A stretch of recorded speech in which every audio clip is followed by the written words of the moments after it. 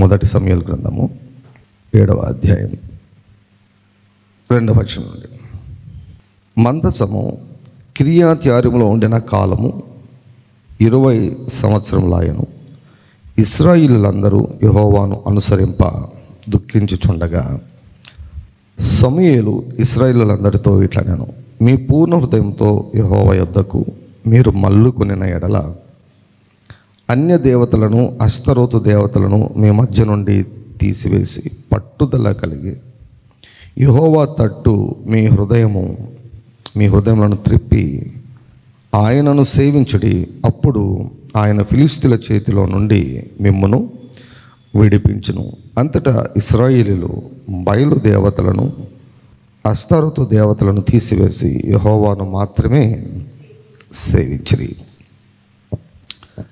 చాలాసార్లు ఈ భాగాన్ని ఉపవాసం కొరకు చాలామంది బోధకులు ఉపయోగిస్తుంటారు, వాడుతుంటారు. ఈ సీజన్లో ప్రభు మనకు నేర్పిస్తున్న ఒక విషయం ఏమిటంటే, ఉపవాసానికి మనం ప్రార్థన కలపకూడదు, కానీ ప్రార్థనకు ఉపవాసాన్ని కలపాలి. ఇక్కడ చాలా కార్యాలు జరుగుతున్నాయి. ఇందులో ఇంకా ఉపవాసం స్టార్ట్ కాలేదు. They have not even started fasting. ఉపవాసం అన్నదానికి కొన్ని లిమిటేషన్స్ ఉన్నాయి, కొన్ని హద్దులు ఉన్నాయి. ఉపవాసము అన్ని సమస్యలకు పరిష్కారం కాదు. వీలైతే మరి ఈరోజు రేపటి లోపల ఈ భాగాన్ని పూర్తి చేసి సోమవారం నుంచి యెహోవాకు ప్రతికూలమైన ఉపవాసము అన్న అంశాన్ని మనం ధ్యానిస్తాం. యెహోవాకు ప్రతికూలమైన ఉపవాసము, యెహోవాకు ఇష్టము లేనటువంటి ఉపవాసము, యెహోవా ఏర్పరచుకునని ఉపవాసము, యెహోవా లక్ష్య పెట్టని ఉపవాసం. దాని గురించి నెక్స్ట్ వీక్ మనం ధ్యానిద్దాం. ఇక్కడ many things are happening. They have not even started fasting. మనము కడుపు కాల్చుకున్న దానికంటే ముఖ్యంగా మన హృదయము, మనసు చాలా కీలకమైనది. శరీరం అన్నటువంటిది నిజంగా ఒక బానిసలాగానే పనిచేస్తుందండి. శరీరం అన్నటువంటిది ఒక బానిసలాగానే పనిచేస్తుంది. గోపి అని చెప్పచ్చు శరీరాన్ని. అంటే ఎవరు స్ట్రాంగ్గా ఉంటే వాళ్ళ మాట వింటుంది అన్నమాట. ఎవరు స్ట్రాంగ్గా ఉంటే వాళ్ళ మాట వింటుంది. ఇప్పుడు మీ ఆత్మ బలంగా ఉందనుకోండి, మీ ఆత్మ మాట వినేస్తుంది. మీ ఆత్మ పూర్తిగా బలహీనమైపోయి మీ మనసు రూపాంతరం చెందని మనసు పూర్తిగా స్ట్రాంగ్ ఉందనుకోండి, వెంటనే ఆ మనసు సైడ్కి వెళ్ళిపోతుంది అన్నమాట. కాబట్టి శరీరం నిజంగా ఒక బానిసలాగానే జీవిస్తుంది ఎప్పటికి కూడా. ఉపవాసం అన్నది కూడా మెయిన్గా మనకు వ్యతిరేకత వచ్చేది మన మనసు నుంచి. ఫైనల్ దాడి వచ్చేసి మనసే. సాతాను ఏ దాడి చేసినా కూడా ఫైనల్గా ఎక్కడికి వస్తాడంటే కూడా మైండ్ దగ్గరికి వస్తాడు. రోగాన్ని ఎందుకు ఇస్తాడంటే మనసు మీద దాడి చేసేదానికి. సమస్యలు ఎందుకు సృష్టిస్తాడంటే ఫైనల్గా మనసు పైన దాడి చేస్తానికి. Mind is the head quarters. భారతదేశానికి ఢిల్లీ నగరం హెడ్ క్వార్టర్స్ లాగా ఏ రీతిగా ఉన్నదో, అదే రీతిగా మన జీవితానికి హెడ్ క్వార్టర్స్ ఏంటంటే మనసు. ఏదో ఒక రీతిగా మనసులోకి ప్రవేశించాలని, మనసులో వాడికి చోటు కావాలని, వాడి సంగతులకు మనసులో మనము అవకాశం ఇవ్వాలని వాడు చేయని ప్రయత్నం అంటూ ఉండదు. The devil's ultimate plan is to get into your mind. You will get thoughts to stop fast. ఉపవాసాన్ని ఆపేసేదానికి నీకు ఆలోచనలు వస్తాయి. ఉపవాసాన్ని ఆపేయాలని నీకు ఆలోచనలు వస్తాయి. ఉపవాసం అన్నటువంటిది మెయిన్గా ఎక్కడి నుంచి వ్యతిరేకతను ఎదుర్కొంటుందంటే దేహం నుంచి కాదు. మనం అనుకుంటాం దేహం అని. No, it's from the mind. మీరు జాగ్రత్తగా గమనిస్తే we get opposition from the mind. అందుకే ఉపవాసానికంటే ముందుగా మన మనస్సును మనము సిద్ధపరచుకోవాలి. నేను యూజువల్గా ఒకవేళ ఒక 3 రోజులు ఫాస్టింగ్ ఉండాలి అని అనుకున్నప్పుడు కనీసం అంటే 3-4 రోజుల నుంచి నా మనసుకు నేను సమాచారం అందజేస్తూ ఉంటాను. I'm going to fast for certain days, I'm going to fast in certain days, I'm going to fast, నేను ఉపవాసం ఉండబోతున్నాను, ఈ 3 రోజులు నేను ఉపవాసం ఉండబోతున్నానని నా మనస్సుకు, నా దేహానికి నేను సమాచారం అందిస్తాను. సో అలా సమాచారం అందించినప్పుడు మనసు, శరీరము కొంచెం రెడీ అయిపోయి ఉంటాయి, ప్రిపేర్ అయిపోయి ఉంటాయి కనుక ఉపవాసం ప్రారంభించిన తర్వాత అంత వ్యతిరేకత ఉండదు. ఉన్న పాటన ఉపవాసం ఉండాలంటే చాలాసార్లు అది అంత సులభం అయితే కాదు. ఉన్న పాట ఈరోజు అనుకుని ఉపవాసం ఉండాలనుకుని ఉపవాసం ఉండడం అది అంత సులువైనటువంటి విషయం అయితే కాదు. బట్ అసాధ్యం కాదు, కానీ చేయొచ్చు. బాగా అలవాటైతే మన దేహాన్ని బాగా మనము లోబర్చుకుంటే మనం చేయొచ్చు. కానీ మెంటలీ ప్రిపేర్ కావడం అనేటువంటి ఇది చాలా చాలా కీలకమైన విషయం. Fasting mainly deals with the mind. Fasting gets opposition from the mind. అందుకే ఇశ్రాయేలీయులు ఇక్కడ ఏం చేస్తున్నారంటే మొదటగా వారు పూర్ణ మనసుతో పట్టుదల కలిగి దేవునిని ఆరాధించమని సమూయేలు గారు వీరికి ఆజ్ఞాపిస్తున్నారు. They wanted to come to the lord. God never forced them. దేవుడు వారిని 20 సంవత్సరాల వరకు దేవుడు లేకుండా జీవిస్తున్నా కూడా దేవుడు మాత్రం వారిని బలవంతము చేయలేదు. దేవుడు ఎప్పుడూ బలవంతం చేయడు, ఎవరిని బలవంతం చేయడు. మనిషికి స్వేచ్ఛనిచ్చాడు, స్వచిత్తాన్ని ఇచ్చాడు, నిర్ణయాన్ని ఆయన గౌరవిస్తాడు, నిర్ణయాన్ని ఆయన ఘనపరుస్తాడు. 4,000 మందిని పోగొట్టుకున్నారు, బుద్ధి రాలేదు. 30,000 మందిని పోగొట్టుకున్నారు, అప్పుడు బుద్ధి రాలేదు. 50,070 మందిని పోగొట్టుకున్నారు, అప్పుడు బుద్ధి రాలేదు. 20 సంవత్సరాలు ఫిలిష్తీయుల చేతి క్రింద, కాలి క్రింద అణచివేయబడ్డారు, బుద్ధి రాలేదు. 20 సంవత్సరాల తర్వాత అప్పుడు వారికి బుద్ధి వచ్చింది. కనీసం అప్పటికైనా వారికి బుద్ధి వచ్చి వారు అనుకున్నారు, మనం యెహోవాను అనుసరించుదాము రండి అన్నారు. బాధపడుతున్నారు. They felt sorry. అరే ఏంటి మన పరిస్థితి, మన పిల్లల పరిస్థితి ఇలా అయిపోయింది అని వారు బాధపడుతుంటే అప్పుడు సమయంలో, ఇప్పుడు మీకు బుద్ధి వచ్చిందా, గ్రహింపు వచ్చిందా, అయితే రండి. God always invites you. He's a father. Never rebukes. చూడండి, వీరు వచ్చినప్పుడు దేవుడు ఏమన్నా వీరిని గద్దించాడా? 20 ఏళ్ళు మేము బోధకులుగా మేము అప్పుడప్పుడు కొన్నిసార్లు రేపేదానికి కొంచెం గద్దిస్తామేమో, కానీ అసలు ఆయన చూడండి, అసలు ఆయన దాని గురించి ప్రస్తావించాడు. గాడ్ ఇస్ లవ్ అండి. ఆయన ప్రేమ స్వరూపి. ఆయన నోట్ అంత సులభంగా కరెక్షన్స్ రావు, అంత సులభంగా. ఆయన ఎప్పుడు కూడా చాలా ఫెయిత్, ఆయనకి చాలా నిరీక్షణ. తెలుసుకుంటారులే, మార్చుకుంటారులే, ఏం పర్వాలేదులే, నేను నేర్పించుకుంటానులే, ఇదే భావం ఉంటుంది ఆయనకి. సో ఆయన ఎదురు చూస్తున్నాడు. వీరేమో వచ్చినప్పుడు ఇక దేవుడు చాలా సంబరపడ్డాడు. 5వ వచనం చూడండి. అంతటా సమూయేలు ఇశ్రాయేలీయులందరినీ మిస్పాకు పిలువనంపుడి, నేను మీ పక్షముగా యెహోవాకు ప్రార్థన చేతునని చెప్పగా. సో సమూయేలు ఇశ్రాయేలీయులందరినీ కూడా పిలిచాడు. పలానా స్థలానికి రండి, మనం ప్రార్థన చేద్దాం, నేను మీకోసం ప్రార్థన చేస్తాను అంటే. ఇక్కడ చూడండి ప్రియులారా, మొదటిసారి యుద్ధానికి పోయినప్పుడు వారు ప్రార్థన చేయకుండా ఉండింటారా?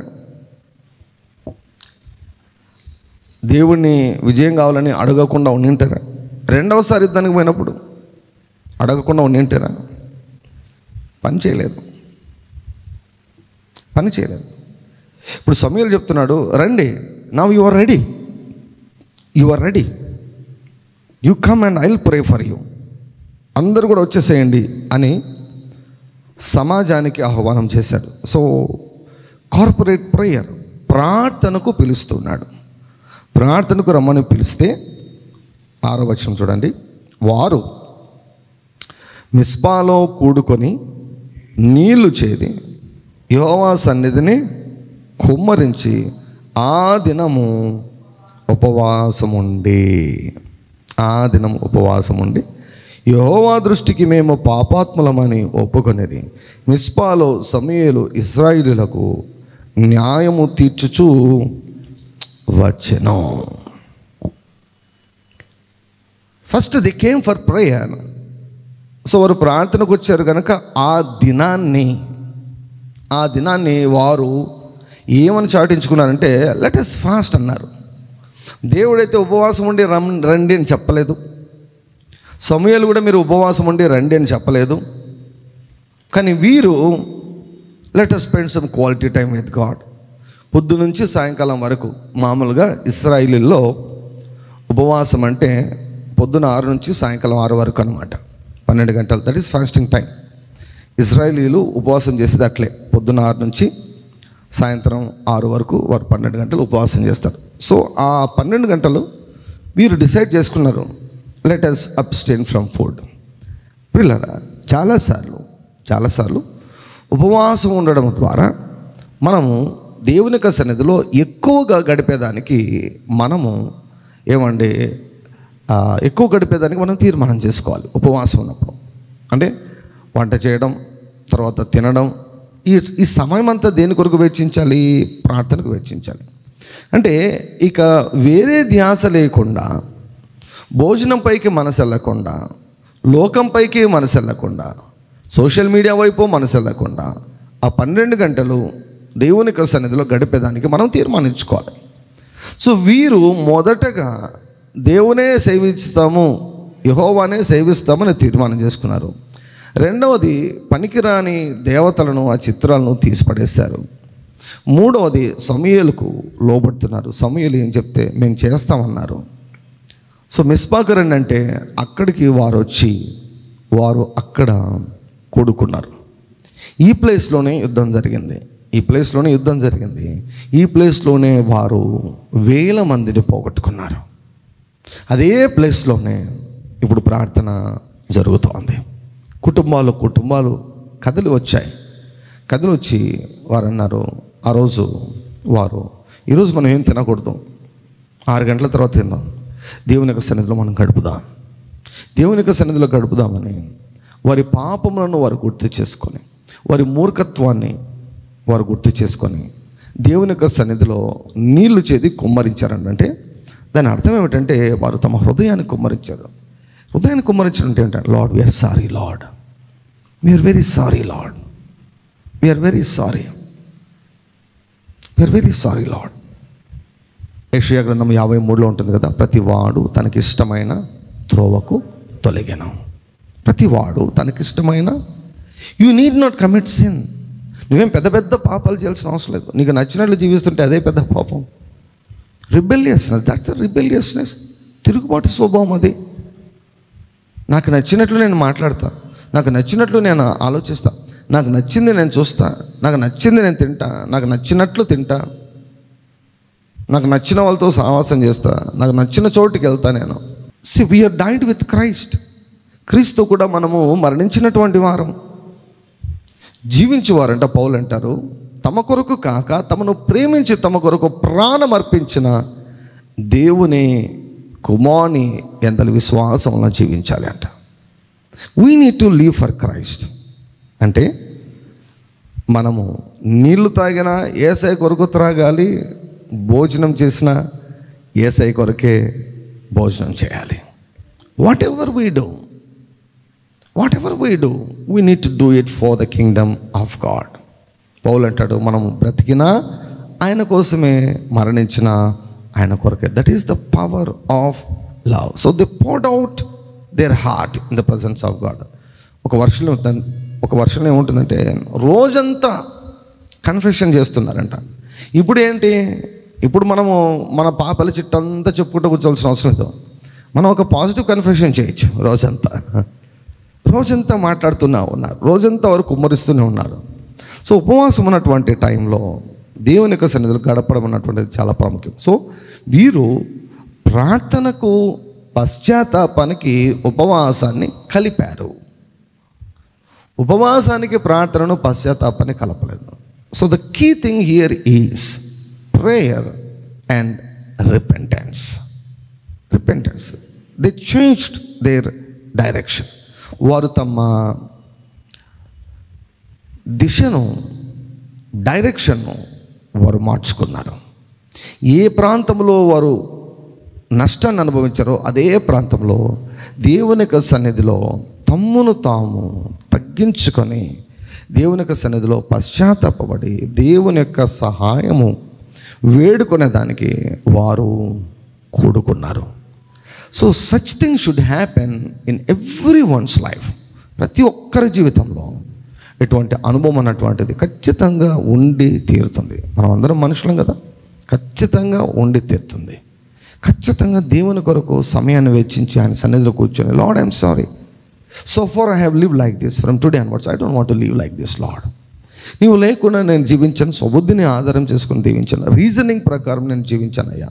అయితే ఈరోజు పశ్చాత్తాపడుతున్నా. I live by faith O God, I don't live by reasoning lord.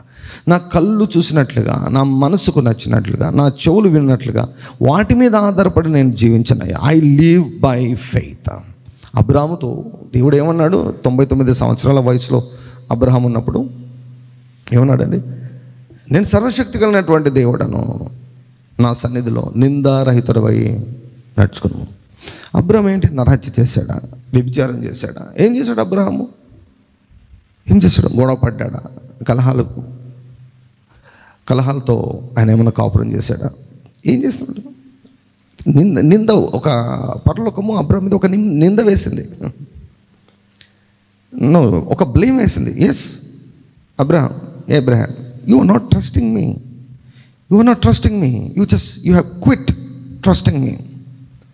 కుమారుని ఇస్తాను అన్నటువంటి విషయంలో నీవు విశ్వాసాన్ని వదిలేశావు. అది నేను నీ మీద ఒక నేరం మోపుతున్నాను అన్నాడు ప్రభు.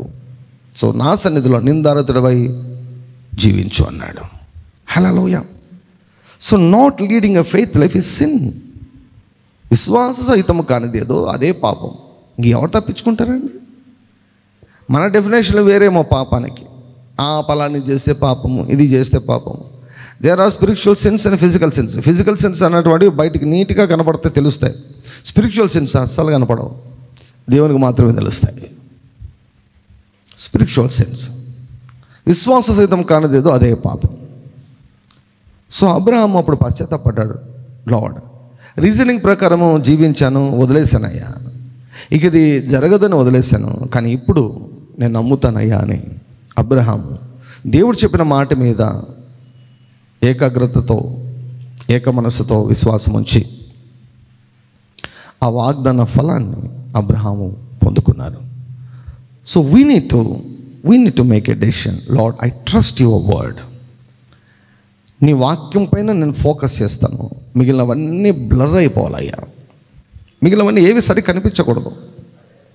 కొన్నిసార్లు ఫోటోలు తీసే దాంట్లో చిన్న ఆప్షన్ ఉంటుంది. ఏంటో తెలుసా? మనిషి మాత్రం స్పష్టంగా కనిపిస్తాడు, చుట్టూ అంతా కూడా బ్లర్ అయిపోతుంది అనమాట. వేగ్గా కనిపిస్తుంటుంది, క్లియర్గా ఏం కనిపించదు. మనిషి ముఖం మాత్రమే స్పష్టంగా కనిపించే ఆప్షన్స్ ఉంటాయన్నమాట. మనం కూడా వాక్యం ఒక్కటే కనపడుతూ ఉండాలి, మిగతాదంతా బ్లర్ కావాలి. మనకు వాక్యం బ్లర్ అయి ఉంటుంది, మిగతావన్నీ స్పష్టంగా కనపడుతుంటాయి పరిస్థితులు. No, we need to change. Fasting deals with unbelief. Fasting ఉన్నప్పుడు, ఉపవాసం ఉన్నప్పుడు ఒక అద్భుతమైన విషయం ఏంటంటే అవిశ్వాసం కరిగిపోతుంది. అవిశ్వాసం అన్నటువంటిది కరిగిపోతుంది దేవుని యొక్క సన్నిధిలో మనం కూర్చున్నప్పుడు. సో గనుక ఇశ్రాయేలీయులు మొదటగా పశ్చాత్తాపడ్డారు, ప్రార్థనకు వచ్చారు, వాటికి వారు ఉపవాసాన్ని కలిపారు. పశ్చాత్తాపం లేకుండా, ప్రార్థన లేకుండా మేము కడుపు కాల్చుకున్నాం, దేవుడు మాకు స్పందించాలంటే ప్రియులారా, అవి కుదరదు. అది దేవునికి ఇష్టము అయినటువంటి ప్రార్థన, ఇష్టమైనటువంటి ఉపవాసము కాదు. సో మనమందరం కూడా యెహోవాకు ప్రీతికరముగా ఉపవాసం చేసి ఆయన నుంచి మెండుగా మనం మేలులను అనుభవించుదాము గాక. ఆమేన్.